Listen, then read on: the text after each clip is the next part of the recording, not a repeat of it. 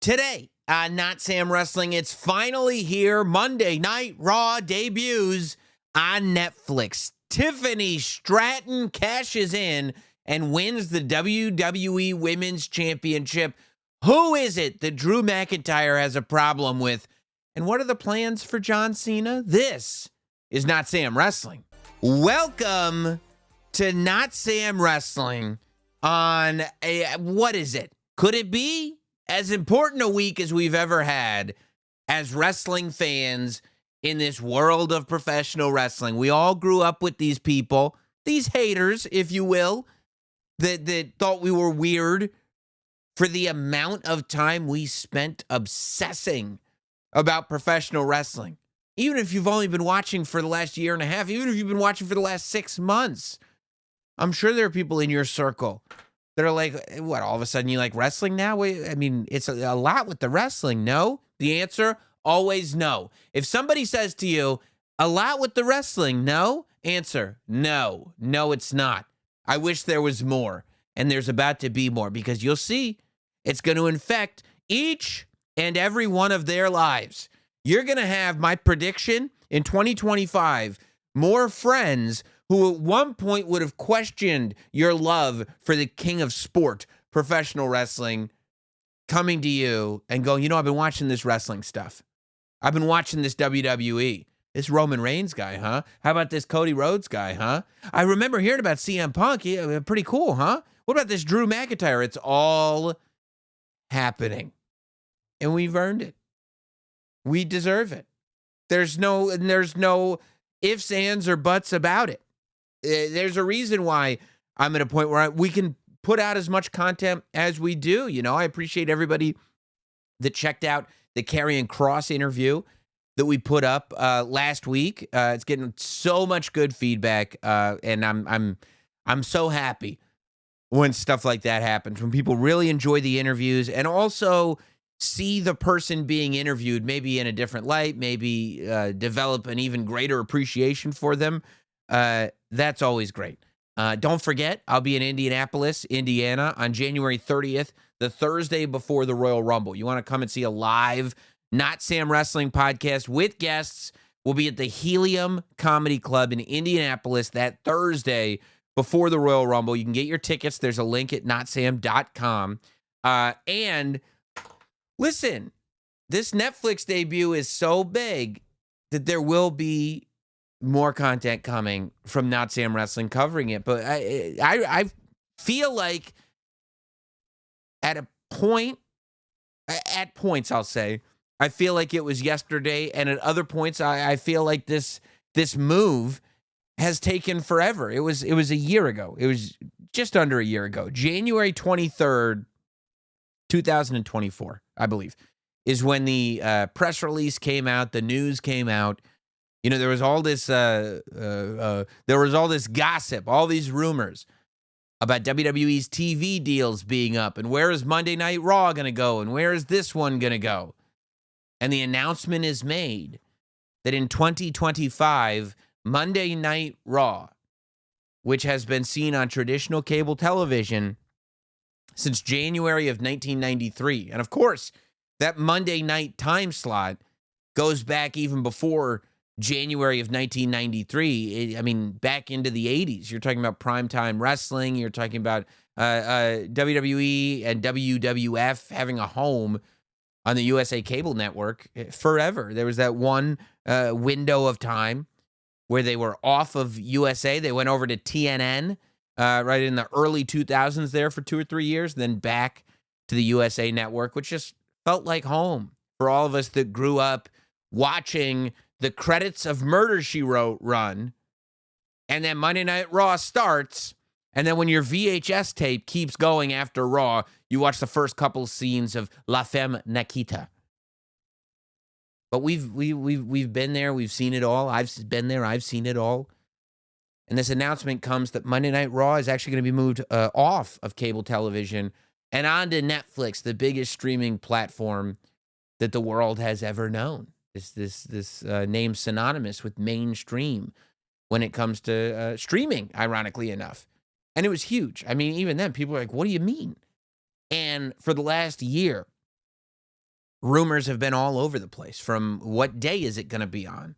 Is it going to be totally uncensored? Is the Attitude Era going to come back? Is this person coming in? Is that person coming in? Do they want this? Is the archive going to be there? Is the archive not going to be there? Is this a priority? Is that a priority? And we're finally here. You know, I was thrilled last week, towards the end of the week, 1st of January, 2nd of January, to turn on Netflix and see the WWE section. Here in the States, you got Big E hosting the Road to WrestleMania show, the Raw Classic show, where they're doing like or whatever it's called, where they're doing the best of certain superstars on Monday Night Raw. I was watching Big E walk me through the history of Bret the Hitman Hart on Monday Night Raw on Netflix. It just felt so at home. And then there's all these old episodes of Raw, not the whole catalog yet, but they'll get there. Internationally, Canada, England, all these other spots. They got all the WWE pay-per-views up, because it's not just Raw. Here in the States, it is. But internationally, on Tuesday the 7th, you'll be watching NXT on Netflix. On Friday the 10th, you'll be watching SmackDown, all on Netflix.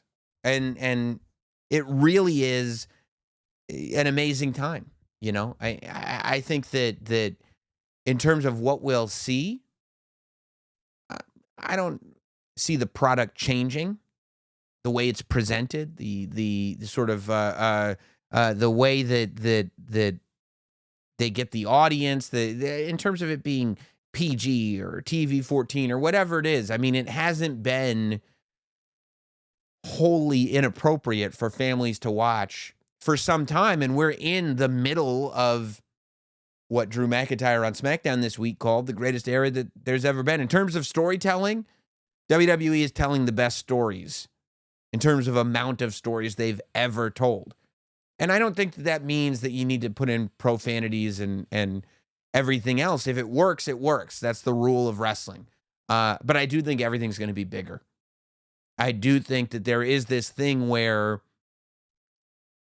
of course, there's always been an emphasis of getting eyes on the product, and the ratings have always been so important. During sweep weeks, you do this, or coming off of WrestleMania, you do this, or if you're competing with Monday Night Football, you do that. But now we're at Netflix, where you want to keep people subscribed to this platform every single week. You want to get people that are sitting there just trying to figure out what's going on with the Menendez brothers, and Monday Night Raw flashes on the top of their Netflix page, and they go, I guess I'll check this out. You want to be able to lock those people in. This is not just, nobody's flipping around cable channels anymore. That's not happening. So either they know about it or they don't know about it, or you got them from, they were watching the show earlier. Now, I mean, how many of us, I would say all, have had these nights where you're just scrolling around Netflix? I swear I got 2 hours to watch TV. I realized 2 hours later I've spent the entire time just trying to figure out what to watch. And now you got WWE up as an option everywhere you go. It's really, really cool. And we're going to talk a lot about it, you know. I mean, everything's streaming now. You had AEW streaming on Max, both Dynamite and Collision streaming on Max, and it is amazing to be able to see professional wrestling be the product that really proves the viability of a lot of these streamers when it comes to week in and week out live programming. We've had live programming before. Netflix did the Chris Rock special live. Netflix did the hot dog eating competition on Memorial Day, I think it was, live. Or Labor Day. It was Labor Day. They did the NFL on Christmas Day live, and that was a success. They did the Tyson Paul fight live, but they've never successfully been able to do a live show 52 weeks a year. I think even when Chelsea Handler was doing a show on Netflix that was on like every week, I don't think it was live at that point. This is the first time they're really going like, okay, and Max the same way. Max doesn't have any live shows that come on every week, and it's professional wrestling. that is showing people what can be done. Again, I mean, wrestling has done this many, many times, has never gotten any of the credit for it. But now, if it is successful, and I think it will be absurdly successful, you're getting to the point where it's undeniable. It's undeniable what's happening, and it's so great to see. Now, before we get to streaming and Netflix and Raw and everything else, let's talk about what's going on SmackDown. Let's talk about the fact that there is a new, going into this era, this streaming era, this modern era of professional wrestling, we've got a new WWE Women's Champion. Tiffany cashes in. Tiffy time comes to fruition, and I tell you, this is how you do a cash-in. As much controversy as there was around Drew McIntyre losing his briefcase at the last Money in the Bank Premium Live event, boy, did they pay it off big with this Tiffany Stratton. As a matter of fact, the last two cash-ins have been chef's kiss. Damian Priest cashing in at WrestleMania against Drew McIntyre after he won the title, but got attacked from CM Punk. And Tiffany Stratton, she comes out. So on SmackDown, we've got Nia Jax versus Naomi. And they've been telling this story where Candice is really intruding on Tiffany Stratton's territory when it comes to Nia Jax, right? That, again, this is crediting the viewers, I find. That the fact that we can see that there is tension between Nia Jax and Tiffany Stratton, guess who can also see that? Nia Jax can see it, Tiffany Stratton can see it, and their cohorts in the locker room can also see it. They are aware of the same things that we are aware of as viewers.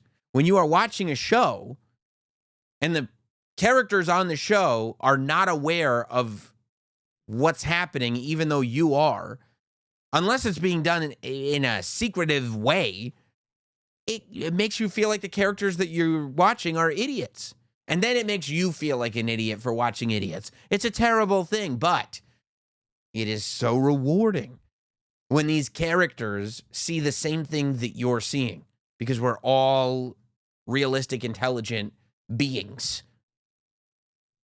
And Candice was in there with Nia Jax getting ready and everything. You know, she takes her little shots at Tiffany Stratton, is trying to showcase how absolutely loyal she is. And she goes down to ringside with Nia Jax. And, of course, Bianca Belair is in the corner of Naomi, her women's tag team championship partner. So at one point in the match, as we're getting to the end, Candice LeRae distracts the referee, and then Bianca comes and stops it. Right? So Candice LeRae distracts the referee. Nia Jax gets Naomi down. Bianca Belair comes to take out Candice. Then Nia comes around, somehow got the women's tag team championship, threw it at Bianca Belair, and laid her out so that then she could get in the ring to take advantage of Naomi. But Naomi was able to take control while Nia Jax was outside trying to take out Bianca Belair, and boom, Tiffy time! Here comes Tiffany Stratton. Tiffany Stratton is running down the aisle, and people are going nuts because the music hits. And when the music hits, it's you're telling us there's going to be a cash-in.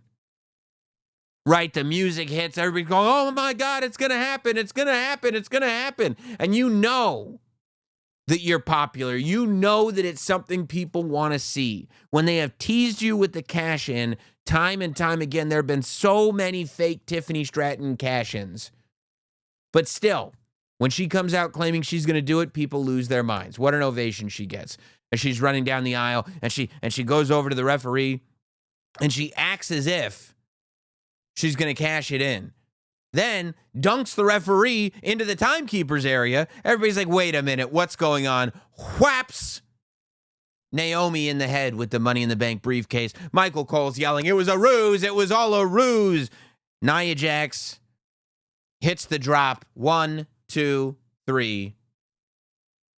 Nia Jax retains the championship, and we can't believe we were had. We can't believe it happened again. Now, Nia Jax, Candice LeRae, Tiffany Stratton are all in the ring together. All this whole family is back together.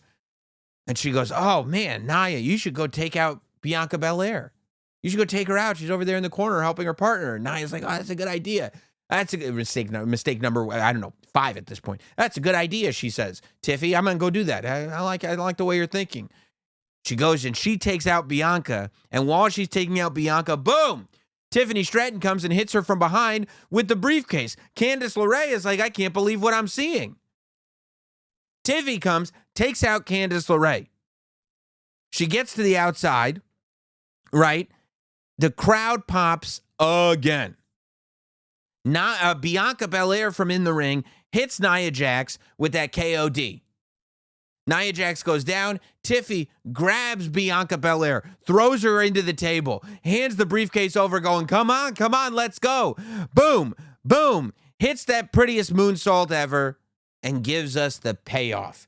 Tiffany Stratton is the new WWE Women's Champion, and I loved how many moving parts there were to this. There was a logic to the whole progression going on, right?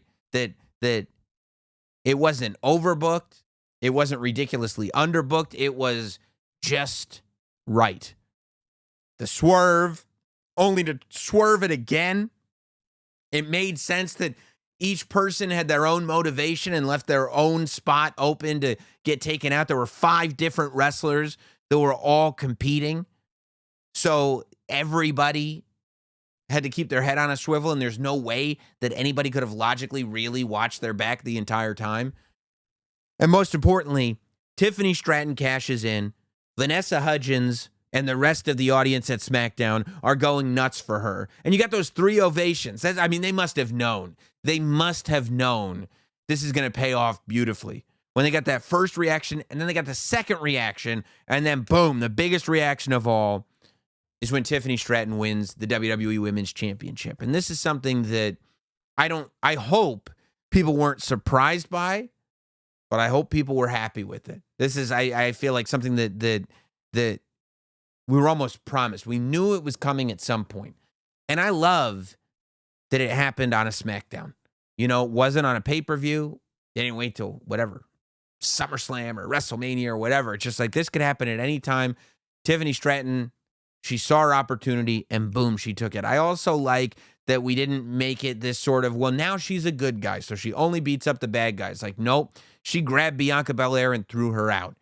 She cleared that ring, pinned Nia Jax, stayed true to Tiffany Stratton, 1, 2, 3, because now you are in this place where you can do Tiffany Stratton versus Nia Jax, obviously. You could do Tiffany Stratton versus Candice LeRae, but you can also do Tiffany Stratton versus Naomi. You could do Tiffany Stratton, obviously, versus Bianca Belair. You could, just with the roster on SmackDown. Now, there's so many that you could do. But, it also now, I think it's fair to now start having the conversation of what's Tiffany Stratton going to do at the Royal Rumble? Is she going to defend at Saturday night's main event? What's she going to do at WrestleMania? Who is Tiffany Stratton going to defend the WWE Women's Championship against at WrestleMania? And I have thought from the jump, Charlotte Flair versus Tiffany Stratton is like your perfect WrestleMania match. The story that you could tell between those two. Moonsault versus moonsault. The idea of these two coming in and just genetically being the types of specimens that you just don't see, being so good at professional wrestling. Tiffany Stratton and the pace at which she is moving in terms of getting better and better at professional wrestling is like nothing that we've seen before. Where she was a year ago versus where she is today versus where she was a year before that is incredible. The only time that we've seen anything close to that was how quickly Charlotte got it. People forget that, and they also, because she's got the name Flair, that thing of like, well, she was a Flair, she got the Nepo baby. The Nepo baby thing comes up. But I think that's completely unfair. Maybe in terms of getting her foot in the door, but in terms of being somebody that is just an absolute natural when it comes to professional wrestling, in terms of being somebody that was able to get so good, so fast, she much like Tiffany Stratton, She had less professional wrestling experience when she got to WWE than Tiffany Stratton did. They also both come from the world of gymnastics. Tiffany Stratton is looked at as somebody that is going to be leading this new generation of women. But guess what? The person who was looked at as the individual that led this generation of women hasn't given up the throne yet. Charlotte hasn't said, I'm ready to go. But Tiffany is here saying, nah, well, I'm ready to take it, so it really doesn't matter. I mean, the idea that Charlotte wins a lot versus Tiffany, who's like, yeah, but you're not going to stop me. There's just so much to me that feels perfect. And I know there are people that want to believe that Charlotte is the one that attacked Jade Cargill and all this. And sure, maybe that's the direction that you go. Who even knows when Charlotte's going to return? Could be on Raw, could be at the Rumble, could be after that, could be before that. Who knows? But what I do know is that for me, when I'm looking at Tiffany Stratton, who's now the WWE Women's Champion, I feel like you can tell your story with Nia Jax before WrestleMania. You got two people, too, built into that, Candice and Nia. You can then go and create what's next at WrestleMania and really put her on a platform to show the world that this is the future of your women's division. Because it is a remarkable thing. It also goes to show how much the WWE is paying attention to their audience. That the two women champions right now on SmackDown are Chelsea Green and Tiffany Stratton. Traditionally speaking, heels, villains, whatever you call it. But these are the two women on that show that right now the audience is dying to see succeed. And also, to me, the two women that are going to be able to tell the most interesting stories. I think when Bianca Belair is ready to get back into singles wrestling kind of full time, Bianca has been out of the title picture for way too long. Honestly, Bianca Belair versus Tiffany Stratton is a story that you could tell. Bianca Belair is in that same category as Charlotte and Tiffany. Somebody that came out of nowhere, picked up on this stuff so incredibly fast, started doing things that nobody before her had been able to do, and doing them more quickly than anybody before her had been able to do. The only thing different about Bianca Belair and Charlotte and Tiffany Stratton is Bianca Belair has a relatability to her. When you see Bianca Belair, you feel like she worked for absolutely everything. And that's not what the characters of Charlotte and Tiffany Stratton portray.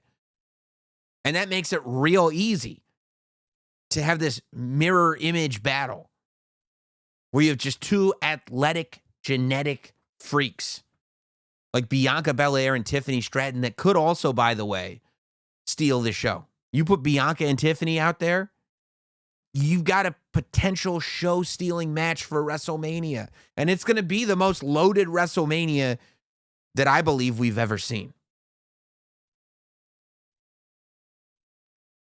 Charlotte versus Tiffany intrigues me. Bianca Belair versus Tiffany intrigues me. But I think that goes back to why it's such a good idea to put that women's championship on Tiffany Stratton right now. And that wasn't the only, and I think the reason that the cash-in happened on SmackDown is because SmackDown is now 3 hours. I think that as big as the Netflix Raw debut is, the WWE wants to make it clear that SmackDown is still the 1B, 1A and 1B. There's no A show, B show. It's 1A, 1B. SmackDown is going to be 3 hours long. SmackDown is going to be the only show in the United States that's going to be on the USA Network. That's important to the USA Network. And I felt like the first 3 hour SmackDown was a loaded show. Not only was it a loaded show, it was great because they had big moments, right? The opening promo, the bloodline story throughout the show, the main event, the women's cash-in, but then they also had time to really let things breathe, to really, it felt like what Raw finally felt like when it hit its groove at 3 hours. Right before it went to 2 hours, Raw finally was hitting its groove at 3 hours. And I feel like that's where SmackDown is kind of immediately starting, where you've got the time to like have DIY really tell a story and showcase who these characters are. And just, I really I thought it was really well done. You know, you're always going to find people that say, well, I don't know, man, 3 hours. This is not for me as a wrestling fan. More wrestling doesn't scare me. Less wrestling I find a little terrifying. More wrestling never scares me. I'm not going to go, you know that thing I love? I'm going to have more of it. I don't go, okay. Like, if somebody comes to me and they go, Sam, it's just going to be junk food from here on out. It's going to be soda and chips and junk food.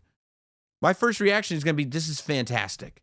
When I get a stomach ache is when I will start complaining about it. But until I get the stomach ache, I'm going to be eating cupcakes and drinking soda and enjoying my life. As far as having whatever it is, 8 hours of WWE a week, not including pay-per-views, theoretically, tell me when it's bad, okay? I will complain about it when it's painful. But it's not painful right now. And if you're just offering me more of the thing that is wonderful, I'll take more of wonderful. And if it stops being wonderful, then I'll go, hey man, why don't we make this wonderful again?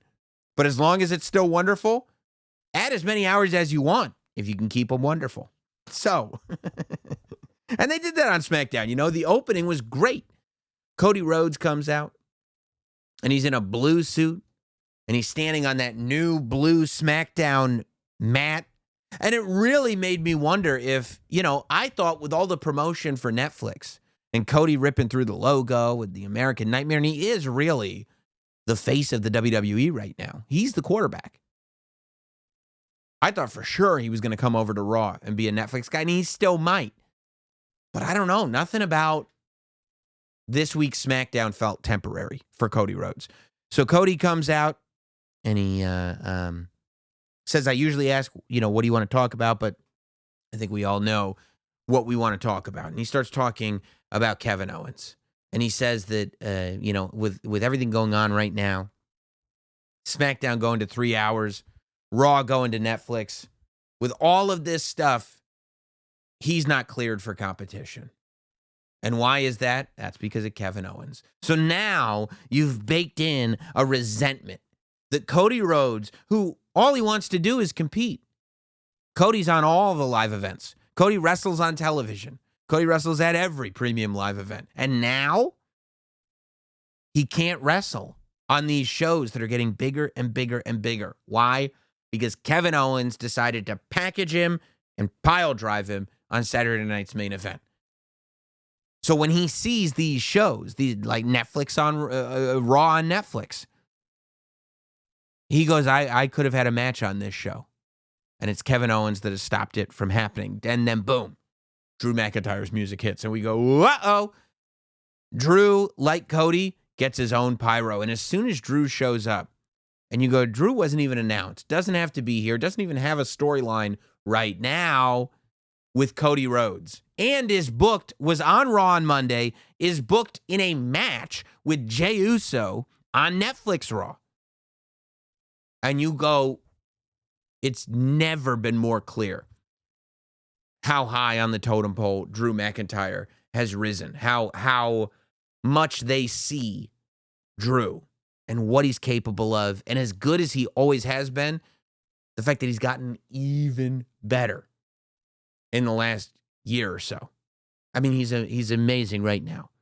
And he comes to the ring, and Cody's looking tentative at him, you know. And a lot's made of the fact that Cody teamed with Roman Reigns, you know. The Drew McIntyre is hell-bent on putting down anybody associated with the bloodline. And so the thought, of course, is the same thing that Kevin Owens got mad at Cody for. Drew McIntyre is going to be mad at him too. They bring that up. They bring up the trade window. And Drew gets in the ring and he stares down Cody Rhodes. And then he hugs him. And the audible reaction of the audience when Drew McIntyre hugs Cody Rhodes, another chef's kiss. It had a very mafioso-like feeling to it, you know, like when they kiss you on the cheek and it's the kiss of death. And Cody wasn't falling into the trap, but Drew said it was not. Drew said, I'm not here to hurt you. I'm here to help you. You know, Drew, he makes a case that this is the best generation ever. The matches are better. The wrestlers are better than the Attitude Era, better than the Golden Era, better than the new generation. And he says, and if you look at the numbers, it's not even close. And he says, and you're the quarterback. But he tells Cody, you're going to ruin your whole legacy. You're going to ruin every due that you've paid. Everything you've done, you're going to blow it. Because of what?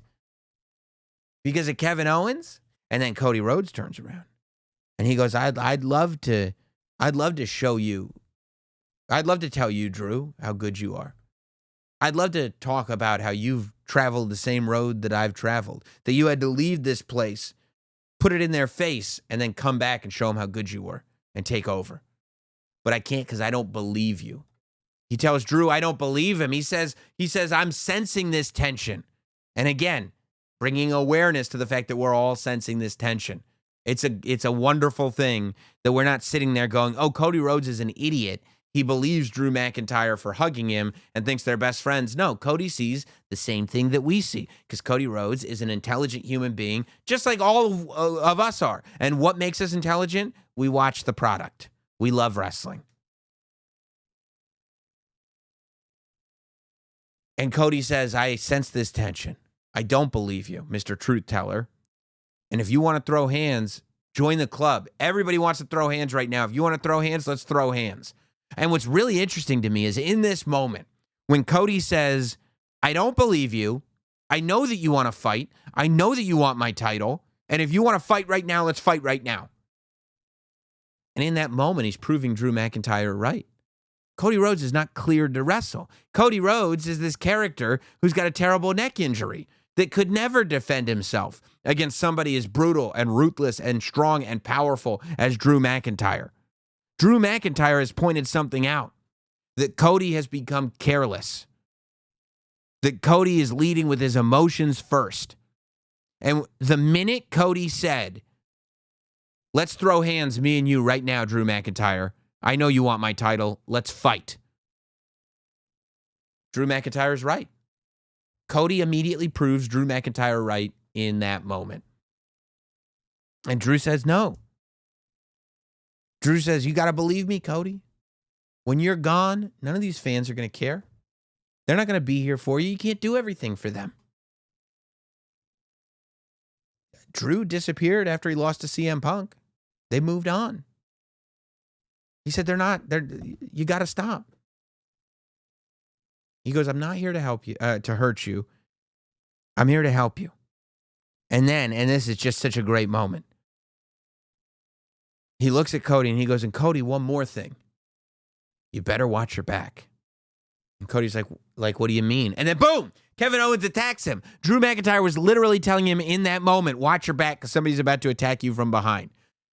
And Cody was about to get attacked from behind. Drew McIntyre is playing some 3D chess right now. We get the brawl between Kevin Owens and Cody Rhodes. Later on in the show, Cody Rhodes tells Nick Aldis it's on sight. If he sees Kevin Owens or anybody who looks like Kevin Owens, it's on sight. He's going to drop him in that moment. Will this carry over to Netflix Raw? Maybe. I would imagine Cody Rhodes will be on Raw on Netflix. But more importantly, Drew McIntyre was right. More right than even Kevin Owens. That Cody is putting his legacy at risk. That Cody has forgotten how hard he had to work to get that title because now he's putting himself in this hideously risky situation that he doesn't need to be putting himself into.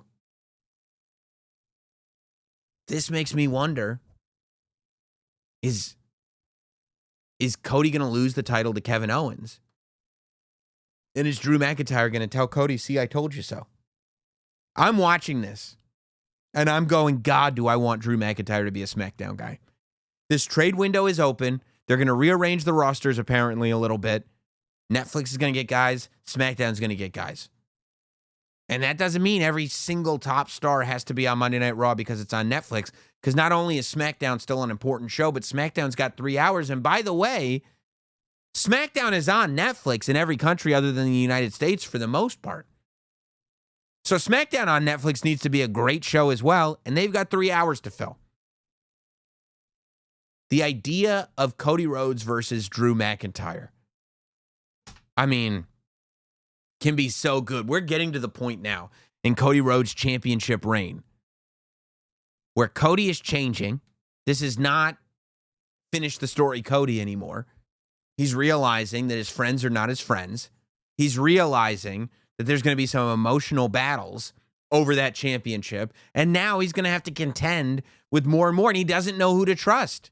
He doesn't trust Drew McIntyre. And that's very un-Cody-like.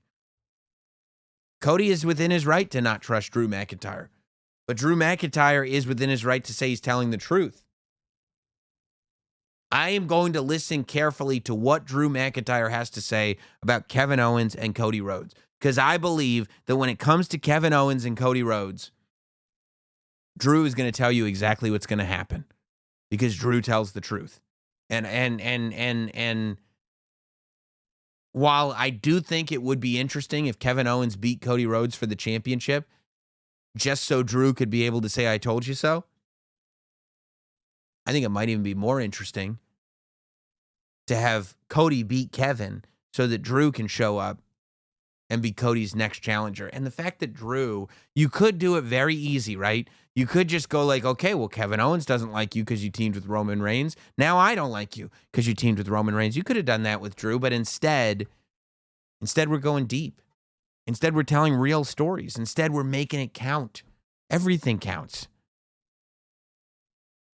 And you're going to be able to tell this story of Drew McIntyre, who got fired from the WWE and had to prove to the world. You go to TNA, go to Pro Wrestling Guerrilla, go everywhere. Make Drew Galloway an undeniable force so that he could come back to WWE. But when he came back to WWE, he went through NXT. He came onto the main roster. Specifically never had a title match. Had to, be a villain. Had to be this guy. Had to be that. Eventually built his way up to becoming the top babyface in the company, only for it to be all taken away from him. Cody and Drew have parallel stories, but also they get very, very different. To an extent, Cody finished Drew's story. To an extent. And if Drew sees Cody as not handling the results of that finished story properly, Cody may have to do some answering to Drew. I mean, look at me. The fact that we got Kevin Owens at the Royal Rumble, that's going to take us all the way to February. I've now talked myself into a Drew McIntyre, Cody Rhodes WrestleMania match. You're talking about The Rock. You're talking about Roman Reigns. You're talking about John Cena. You're talking about Randy Orton. All possibilities to face Cody Rhodes at WrestleMania. Now I've talked my way into a Drew McIntyre, Cody Rhodes WrestleMania match. I'll tell you this. Cody Rhodes has no business losing that title anytime soon. Because all of those people are waiting to tell a great story with Cody Rhodes. Oh, and by the way, as much as you think it's magic when Drew and Punk are in there, as much as you think it's magic when Seth and Punk are in there, as much as you thought it was magic when for a moment we got Roman and Punk in there and we need to see more of that, go back to Cody and Punk. Go back to the promo before the Royal Rumble last year. Cody and Punk is going to be something spectacular when it happens. Guys, excuse the brief interruption, but I want you to reach new heights this year with Via. Via is the Swiss Army knife of wellness. Whether you want to improve your sleep, your focus, your recovery, add some pep to your step, or just get a little, buzz going, Via's got you covered with products ranging from 0 to 100 milligrams of THC. You can choose your own adventure. The holidays can be a stressful time. This can help you through it. Trust me when I tell you, you need the relief. Via seriously has it all, from soothing topicals and calming drops to THCA flower, gummies, vapes, whatever you're looking for, Via's got it. There's not even a medical card required to try it out. If you're 21 and over, check out the link to Via in our description and use code NOTSAM to receive 15% off. And if you're new to Via, get a free gift of your choice. After your purchase, they'll ask you where you heard about them. Please support the show and tell them that we sent you. Notsam Wrestling. This year, enhance your everyday with Via. Oof, there's a lot of meat on this Cody Rhodes bone. That's what she said. Now, Netflix on Raw, of course, at the time of this recording, hasn't happened yet. Some of you may be watching this after it's happened. Some of you may not. I will tell you that the plans are already booked. Megan Morant will be in the Not Sam studio following Monday Night Raw on Netflix. And we will be doing an emergency post show. I know emergencies are usually not planned, but this is like letting you know, this is like an evacuation order. You know, when they tell you like, hey, tomorrow there's going to be an emergency, so you need to get out of the house. I'm telling you now, Monday night, there's going to be an emergency. It'll either go up Monday night or Tuesday morning, depending on the decision that I make, but we will have a post-Raw podcast. What we've got announced for Raw on Netflix is Roman Reigns versus Solo Sikoa, CM Punk versus Seth Rollins, Jey Uso versus Drew McIntyre, Liv Morgan versus Rhea Ripley. We've got John Cena and Logan Paul both confirmed. Is Logan Paul going to interrupt John Cena? Maybe. I don't know. I'm not going to spend too much time in the predictions of this because I feel like by the time we get there, we will have gotten there. But there's so much else that could happen on this episode of Raw, you know? I think Cody Rhodes being there is a layup. I don't know if that means Kevin Owens is going to be there as well. I don't know if that extends things with Drew McIntyre. I don't know if he and John Cena have a moment together. I don't know if he and Roman Reigns have a moment together. I don't know if he and CM Punk have a moment together. Probably not the CM Punk thing because the Seth Rollins is kind of all-encompassing for CM Punk right now, but anything can happen. I think Becky Lynch is a possibility. Maybe Becky Lynch shows up in that Liv Morgan, Rhea Ripley scenario. You know, if Liv Morgan ends up losing the title to Rhea Ripley and Rhea Ripley goes on to whoever's next, and you go, well, what of Liv Morgan then? What of all this that she's built over the last year? If we move into a Becky Lynch versus Liv Morgan program, it doesn't have to be for the title, but Becky Lynch would like Liv to answer for the fact that she's telling everybody that she retired Becky Lynch. I wouldn't mind seeing Becky Lynch and Liv Morgan together. A lot of Pentagon teases happening. Feels like a Pentagon tease. Does Pentagon show up on Raw? Does he show up this week? Does he show up next week? Does he show up the week after? Who's to say? Do we get The Rock?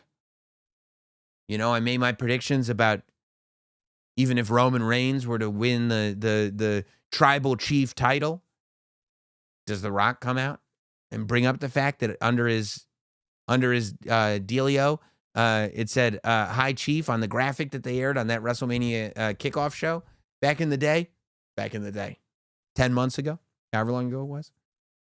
There's so much that can happen. I can't wait. That's just a little preview ski. But, you know, I do think we need to talk about the fact that not only is Netflix Raw here, but last year, I think it was at the Money in the Bank pay-per-view, middle of last year, John Cena makes an announcement that 2025 is going to be his last year as an active pro wrestler. It'll be his last year that he enters the ring and competes in pro wrestling.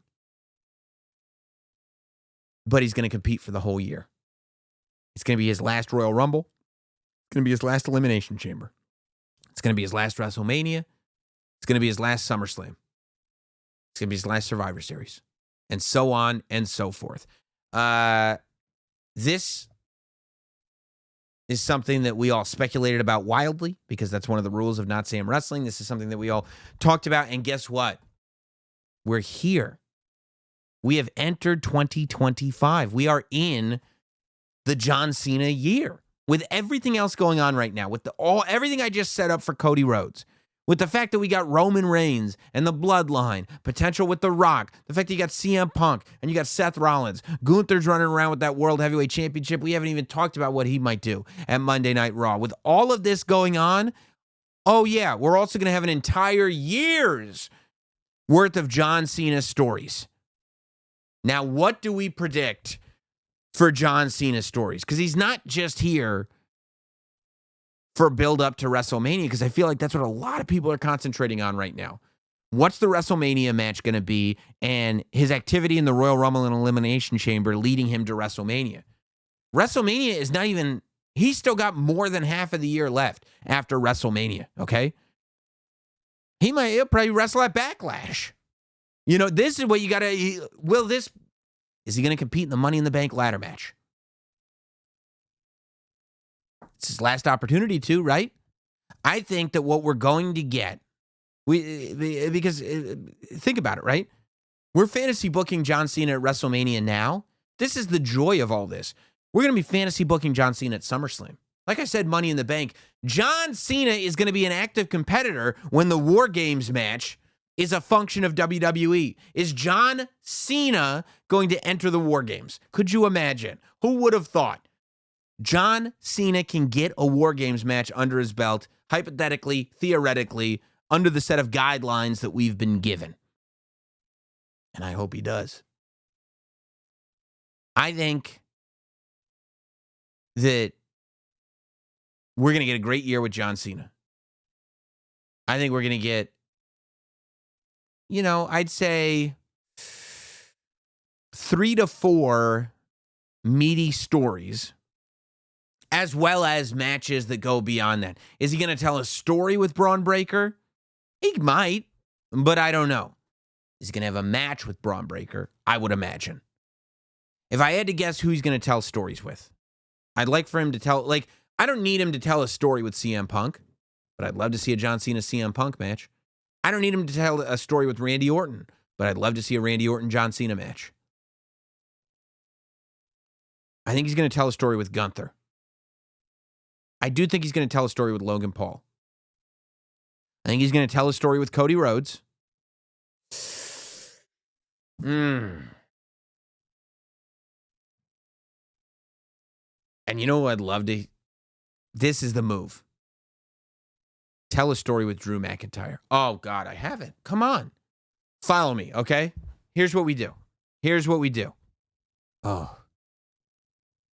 So, John Cena has... I don't think he should win the Royal Rumble. I think he should win the Elimination Chamber. John Cena has said that right now he doesn't think he deserves a shot at the WWE Championship because his win-loss record has not been good since leaving. Yes, he's been able to wrestle every year, but a lot of the times he's losing. Last time we saw him, he lost to Solo Sikoa. I wonder if that's going to come back. Maybe we will have a story with Solo Sikoa as well, and John Cena will avenge the loss. Because John Cena is also not going to just show up and put everybody over. That makes no sense, especially first half of the year. I think we need to have another Super Cena run, and we kind of want it. Let's be honest. We kind of want it. We miss it. So I think he wins the Elimination Chamber this year. I don't think he wins the Royal Rumble. I think he wins the Elimination Chamber this year. I do, and I think John Cena fights for a championship at WrestleMania. Either he fights Cody Rhodes or he fights Gunther. Personally, I'd rather he fights Gunther, I think, just because of the story. I'd like to see Gunther beat John Cena at WrestleMania. I think coming out of WrestleMania, he can tell a story with somebody else. He can have a couple other matches, whatever he's going to do. But I think at some point, maybe coming out of WrestleMania, he just starts having dream matches, but he starts winning. He gets his confidence back. I think we're going to have the jolt of John Cena energy going towards WrestleMania. But it's just going to all be the sort of, hey, can you believe he's back? This is amazing. Then the honeymoon period ends at WrestleMania. After WrestleMania, he starts to build and build and build and build. Maybe he even wins the Money in the Bank briefcase. And then he wins the championship at SummerSlam. SummerSlam happens in July. Maybe he doesn't fight in War Games. Because the person that I want John Cena to lose the championship to in November is Drew McIntyre. I want John Cena. I want Drew McIntyre because, you talk about passing the torch. Okay, like just beating a guy doesn't mean you pass the torch, right? Timing has to be there. It has to be the right guy. It has to be the right. Roman Reigns beating The Undertaker at WrestleMania 33. People didn't want to see it. It didn't work. It didn't do much for Roman Reigns. Austin Theory beating John Cena at WrestleMania 39. Really didn't do anything for Austin Theory. Just winning doesn't do anything. Cody Rhodes beating John Cena. Yes, if it's Cody Rhodes versus John Cena, I think Cody Rhodes should win. But Cody Rhodes already has the torch. That wouldn't be a passing of the torch. And if John Cena beat Cody Rhodes, I guess that would be fine, but I'd like to see Cody Rhodes beat John Cena. And if that's the case, maybe that is the WrestleMania match and Cody Rhodes able to beat John Cena. I'd be fine with that. But I want the realization to set in that he was the best wrestler in 2024. This is Drew McIntyre. And we get to the end of 2025, he's even better than he was in 2024. But he doesn't have the championship. And John Cena does. And it makes Drew McIntyre absolutely sick. It reminds him of his young days in the WWE. And then Drew is the one at Survivor Series in November to win the championship from John Cena and to end that reign. And then Drew can go off and do his own thing as champion and start, end the year right and get into 2026. And then John Cena has about 6 weeks after Survivor Series to really go on that farewell tour. I think John Cena should do the holiday tour, because there's not as many live events, at least some of them. And I think maybe at the end of the year, could even be on New Year's Eve. You go to Boston, John Cena has his own premium live event. Maybe there's a Saturday Night's Main Event that you can do at the very end of the year, and that's John Cena's Saturday Night's Main Event. It's a whole tribute show to him, and he wins his last match. He should win his last match. The service he's doing for the business is not only coming back for a year, but Drew beating him for the championship. I like it. I like it a lot. I'd love to hear what you think. Email in, notsamwrestling@gmail.com is our email address, notsamwrestling@gmail.com. Let's go to Connor. Connor's emailing to notsamwrestling@gmail.com. Connor is writing, hi, Sam. I really enjoy listening to your podcast. Your passion for wrestling and your attention to detail on the product is second to none. Well, I watch the product. You watch the product. You speculate wildly. That's rule number 2. And rule number 3, everything counts. You got to watch closely because everything counts.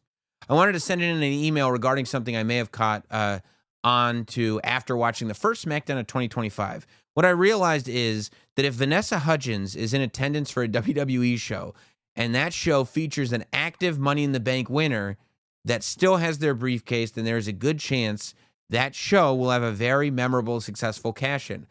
Hudgens was at WrestleMania 40. Man, Vanessa Hudgens got to see both Money in the Bank ladder matches. Did I just crack the code? Maybe. I think it's awesome to see somebody as well-known as Vanessa Hudgens. Yeah. Listen. I think you're onto something, but I'd like to put this out into the universe. I don't know that I believe in manifestation, but if you believe in manifestation, I believe in putting action to idea. Tweet Vanessa Hudgens. Everybody who's listening right now. If you don't have a Twitter account, start a Twitter account. Get her on Instagram too. Comment on all her Instagram photos. I mean, everywhere that you can get a hold of Vanessa Hudgens, get a hold of Vanessa Hudgens. We need to have Vanessa Hudgens on Not Sam Wrestling this year. I am the biggest Vanessa Hudgens fan, okay? The biggest. She's great. High School Musical. You see that movie Spring Breakers? And by the way, Jeff Jarrett is in the movie Spring Breakers. That movie is fantastic. But Vanessa Hudgens has done incredible work across the board. And now she's decided to let the world know that not only is she a wrestling fan, she's a for real wrestling fan. She throws the one up for our OTC Roman Reigns. She stands at attention for Chelsea Green. Vanessa Hudgens is one of us. And there ain't no place in the world that she could have a better conversation about professional wrestling than here on Notsam Wrestling. That's not going to happen. It won't. So let's get the word out there. I mean, to have Vanessa Hudgens come to the basement, if she ain't coming to the basement, I'll go to her. I understand it could be creepy coming to the basement. It's not creepy. Karrion Kross did it, but I understand. We need to get Vanessa Hudgens on Notsam Wrestling in 2025. Let's get the word out. Let's let these publicists know. I don't know how this world works, but let's tell them. That's what you want. That's what I want. It'd be a great interview. Matt in Boston writes in, number one, your interview with Karrion Kross was amazing. Thanks for that. I appreciate that. And all credit to Karrion Kross. My question has to do with CM Punk asking Seth Rollins if people said Stone Cold took his ball and went home. That made me feel like the Grizzly Adams did have a beard guy in Happy Gilmore, because yes, people did say Stone Cold Steve Austin took his ball and went home on Raw, and bite this, most notably The Rock. Since everything counts, do you think this is the smallest of the small breadcrumbs for a future interaction between Punk and Rock? No. Or just an imperfect analogy pulled out in the moment. P.S. I was looking back at it. Was Bite This the first example of new kayfabe before new kayfabe was cool? That's a great question. Bite This is one of the best rabbit holes to go down on YouTube, because they are all available on YouTube, or a lot of them are, and some of them are really bad copies. It is a lot of fun to watch old episodes of Bite This on YouTube. Do I think that they were breadcrumbing a story with The Rock? No, that's not the story to tell between CM Punk and The Rock. The story to tell between CM Punk and The Rock is The Rock coming in and taking the title from CM Punk. But I think that more to CM Punk's point is the people who said Stone Cold took his ball and went home were the people who were, speaking for corporate at the time. That was the narrative that The Office was pushing, that Stone Cold took his ball and went home. And I think what Seth Rollins was trying to say, what CM Punk was trying to say, was that and this is CM Punk saying it, was that Seth Rollins saying that CM Punk took his ball and went home was Seth Rollins being the voice of The Office. And that's not what Punk is. He said he was not a shill, because being a shill is a beautiful thing. A plant. What's the word? Industry plant is what he said about Seth Rollins. I think that it makes more sense to that, but you are right. It was said about Stone Cold. Avik writes in, what's the haps from London? Are we going to get a red mat on Raw? Oh, that's a good question. Blue mat on SmackDown. I don't think you'd ever get a red mat on Raw. It's a little much. Didn't they do a black canvas on NXT for a while? I guess that's possible, but I don't know. It'd be interesting to see if they change it. Rick from Wisconsin writes, Sam, I love you, Sam. I had the volume turned down. Hang on. I love you, Solo! Anyway, first off, I hope all is well, and I love all the content you've been putting out lately. This is just the beginning. I just wanted to touch base on the Tribal Combat match happening Monday. My wild speculation is that Solo will win. Okay. I believe the final boss will find a way to get involved. Okay. I know it's supposed to be no interference, but I'm sure there's a loophole in there somewhere. They say no interference, but they say anything goes, and there has to be a winner. And there has to be a winner, and there has to be a loser. And by the way, Paul Heyman in the ring on SmackDown, he did the 1, 2, 3 the same way The Rock did it at Bad Blood. Just saying. No, there can absolutely, there can absolutely be interference in this Tribal Combat match. The other Tribal Combat match was Roman Reigns versus Jey Uso, and Jey Uso lost because Jimmy Uso kicked him in the face. So there is no precedent, even though they say we'll leave our bloodlines at home. The only precedent that's been set is there is always interference in Tribal Combat matches, and whenever they say we'll leave our bloodlines home, that's the one time you can guarantee the bloodline will be there. I believe we are gearing up to take a long ride to WrestleMania where Roman Reigns gets crowned High Chief. This is all speculation. Yeah, but Roman doesn't have to lose to Solo for that to happen. If So you're saying he fights The Rock at WrestleMania, right? Is that, I don't understand, because he could beat Solo and still fight The Rock at WrestleMania for that honor. Sam from Salt Lake writes in, I love you, Sam. I love you, Solo. Much better. By the way, Solo's promo on SmackDown, just talking, I'm sorry, Jacob's promo on SmackDown, talking Solo to the ring. I mean, it was like Austin 316 to me. It was the best thing I ever heard in my life. I had a different read on Seth's dig at Punk for not knowing anything about raising kids. I wanted to run past you. It never sat right with me that Seth would call out Punk for the simple act of not having kids. In today's economy, you're not wrong. I mean, these kids are expensive, let me tell you. Oh, they made a Yeet shirt in a different color, Dad. I got to get the red Yeet shirt now. I go, oh, you got the pink Yeet shirt. I know, but who wears the pink Yeet shirt anymore? I go, okay. Instead, I think I was talking about him bailing on his kids in the locker room. When Punk first returned, he posted that picture on Instagram of Cora Jade and Roxanne Perez calling it a father-daughter day at the gym. I mean, bro, if you really think that somebody who actually has kids is equating having actual children to having a mentor relationship with somebody in the locker room, I don't think so. I'm going right to ridiculous. I'm going right to your PS. What would you think of Big E coming back to manage the Alpha Academy?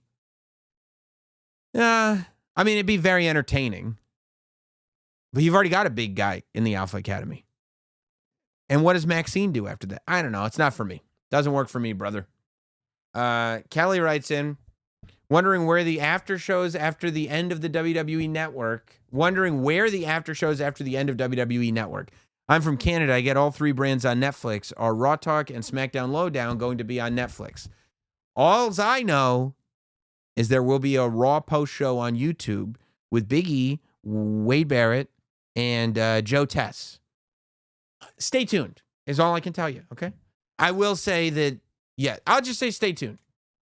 Everything is moving. Everything is always moving. Gears are constantly in motion.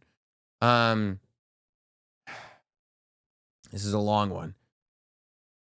Okay, I'm not doing this. This is a long one, and it looks like you're pitching me Kevin Owens versus Sami Zayn at WrestleMania. You got to listen to the show if you're going to email the show. Camden writes in, first time writing in, been a loyal weekly listener the last couple months. I love hearing that, by the way. Doing a podcast for 10 years, as much as I love hearing from people that have listened for 10 years, and that's amazing, the fact that every week we're getting new people coming in and becoming loyal listeners and viewers, I mean, it floats my boat, I'll tell you that. What do you think about for the Rumble? John Cena enters at number 1. He's never entered at that spot. You can tease future matches and stories with the competitors that come out after him. I don't mind it at all, as a matter of fact. I think it's great. John Cena comes out at number 1. You tease people. He makes it to the final 4. He gets eliminated. I like that. Let's play devil's advocate. I mean, if I've got Roman Reigns versus The Rock, if I've got John Cena versus Gunther, yeah. I mean, it's perfect. Because you can have Drew McIntyre eliminate John Cena and win the Royal Rumble and go to Drew McIntyre versus Cody Rhodes. Cody beats Drew. And then John Cena wins. I mean, that's if we're following the same logic that we've been following today on the show. That's all. There are a million different reasons you can go, okay, this one's a long one. I'm skipping it. Justin's writing in, with all this talk of main eventing WrestleMania, I've gone into a fantasy booking coma that ends in one match. Cody Rhodes versus John Cena versus CM Punk versus Roman Reigns for the WWE Championship. You talk 4 corners. We're going back to WrestleMania 2000. WrestleMania 2000 was not great.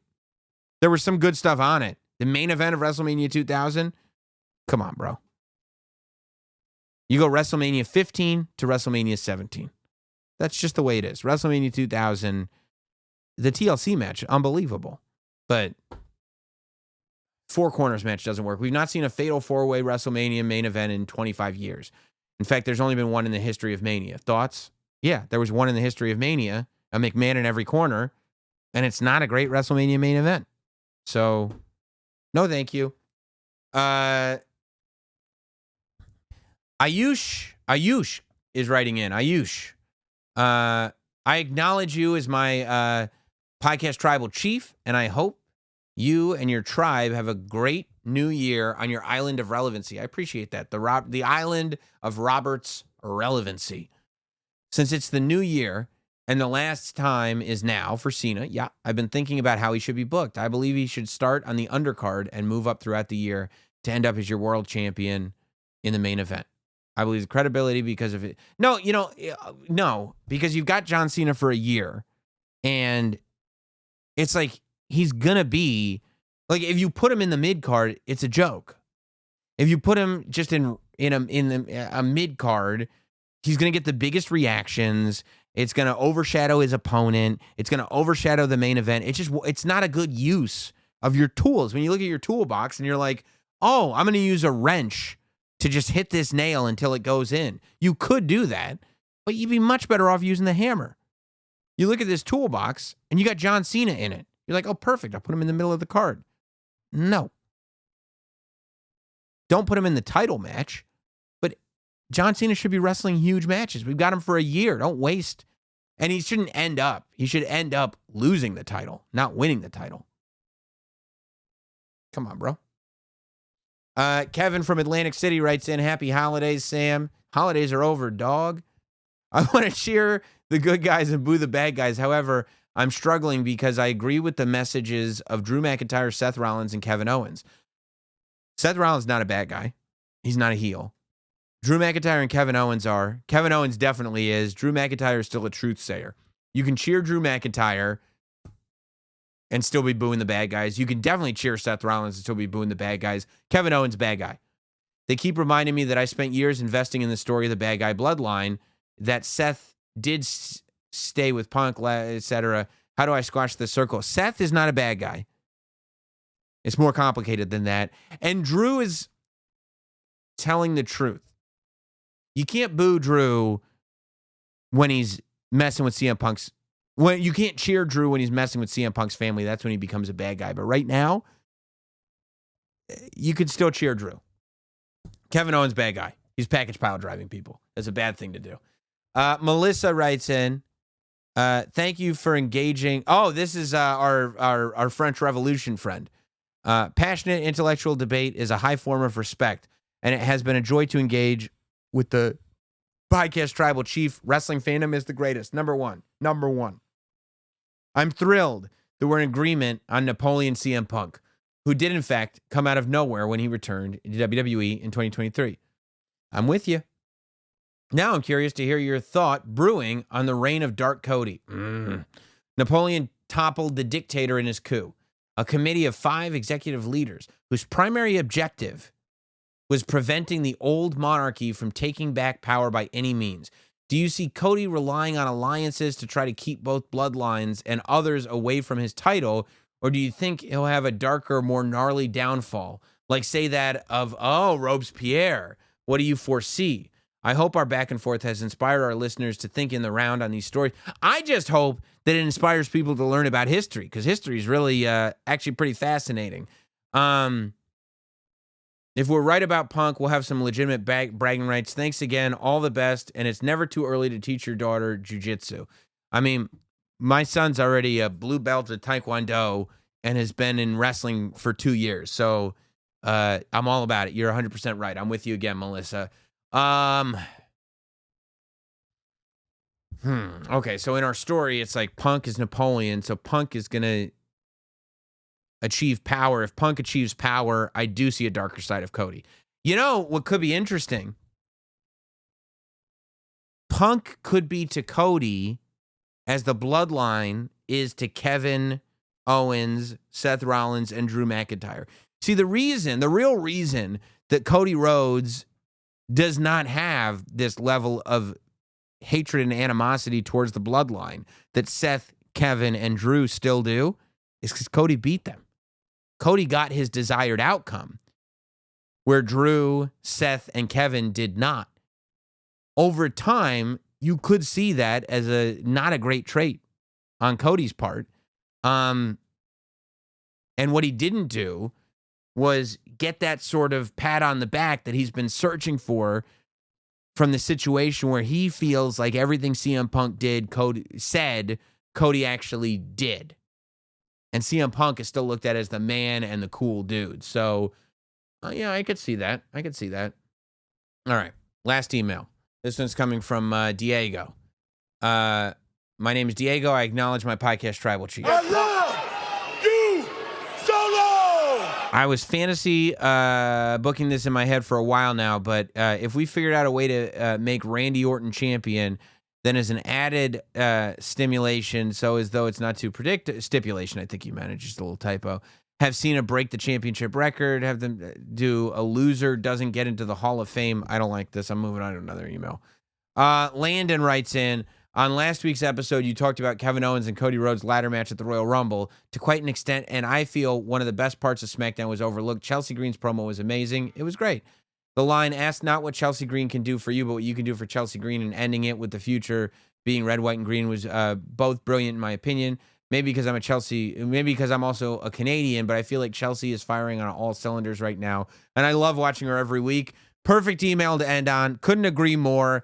Chelsea Green flowers are all good as far as I am concerned. Appreciate you guys. Make sure that you're hitting like, subscribing, audio platforms, YouTube, the whole deal, leaving reviews, leaving comments, and that you're with us after Monday Night Raw for the emergency pod. We will see you then. Have a good one, everybody.